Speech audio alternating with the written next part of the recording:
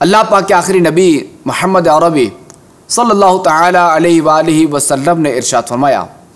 جب کسی قوم میں خیانت ظاہر اور کھلم کھلا ہونے لگتی ہے تو اللہ پاک اس قوم کے دل میں اس کے دشمنوں کا خوف اور ڈر ڈال دیتا ہے،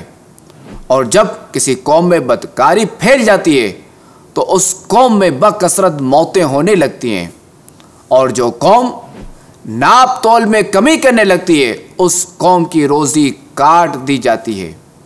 اور جو قوم ناحق فیصلہ کرنے لگتی ہے اس قوم میں خونریزی پھیل جاتی ہے، اور جو قوم عہد شکنی اور بد عہدی کرنے لگتی ہے اس قوم پر اس کے دشمن کو غالب اور مسلط کر دیا جاتا ہے۔ اس حدیث پاک کے تحت علامہ عبد المصطفیٰ اعظمی علیہ رحمۃ اللہ القوی فرماتے ہیں کہ رسول اللہ صلی اللہ تعالی علیہ وآلہ وسلم نے اس حدیث میں 5 برے اعمال اور ان کی بری تاثیروں کا بیان فرمایا۔ نمبر 1، خیانت کی تاثیر یہ ہے کہ جو قوم امانت میں خیانت کرنے لگے گی تو وہ قوم اپنے دشمنوں سے خائف اور ڈرپوک اور بزدل ہو جائے گی۔ نمبر 2، جو قوم بدکاری کی لعنت میں گرفتار ہو جائے گی تو اس قوم پر طرح طرح کی بلائیں، بیماریاں اور وبائیں آئیں گی اور بکثرت لوگ مرنے لگیں گے۔ نمبر 3، جو قوم ناپ تول میں کمی کرے گی تو اس کا اثر یہ ہوگا کہ ان کی روزیوں کی برکت کٹ جائے گی، وہ عمر بھر روزی کمانے کے لیے در بدر کی ٹھوکریں کھاتے پھریں گے، ہزاروں نہیں بلکہ لاکھوں کمائیں گے، مگر ان کے دل کو پھر بھی چین اور روح کو سکون اور دولت نفع مند نہیں ہوگی، یعنی پتہ نہیں چلے گا کہ دولت کہاں سے آئی اور کہاں چلی گئی۔ نمبر 4، اور جو قوم ناحق فیصلہ کرنے کی طلبگار ہو جائے گی تو اس گناہ کا یہ اثر ہوگا کہ اس قوم میں قتل و خونریزی کی بلا پھیل جائے گی، اور روزانہ دن رات ہر طرف قتل ہی ہوتے رہیں گے۔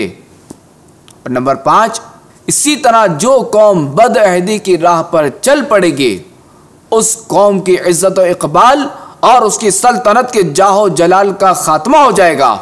اور اس قوم پر اس کے دشمنوں کا غلبہ ہو جائے گا۔ چونکہ ان گناہوں کی یہی تاثیرات ہیں اور کوئی بھی چیز اپنا اثر دکھائے بغیر نہیں رہ سکتی، لہذا ان گناہوں کے وہی اثرات ہوں گے جو اوپر بیان کیے گئے۔ آگ پر انگلی رکھ کر لاکھ چلائیے مگر انگلی ضرور جل جائے گی، کیونکہ آگ کی تاثیر کیا ہے؟ آگ کی تاثیر ہے جلا دینا۔ آپ رحمۃ اللہ تعالی علیہ مزید فرماتے ہیں، واضح رہے کہ ان گناہوں کا یہ عذاب صرف دنیاوی عذاب ہے جو اس حدیث میں بیان کیا گیا، باقی آخرت کا عذاب اس کے علاوہ ہے اور وہ عذاب جہنم ہے۔ تو میری تمام عاشقان رسول سے فریاد ہے، خصوصاً اس حدیث پاک میں جن 5 گناہوں کا ذکر ہے، یعنی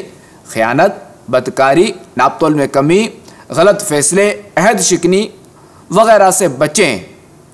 تاکہ اس کے نتائج سے بھی محفوظ رہیں۔ اللہ کریم اپنے حبیب صلی اللہ علیہ وسلم کے صدقے ہمارے حال پر رحم فرمائے، آمین بجاہ النبی الامین صلی اللہ علیہ وسلم۔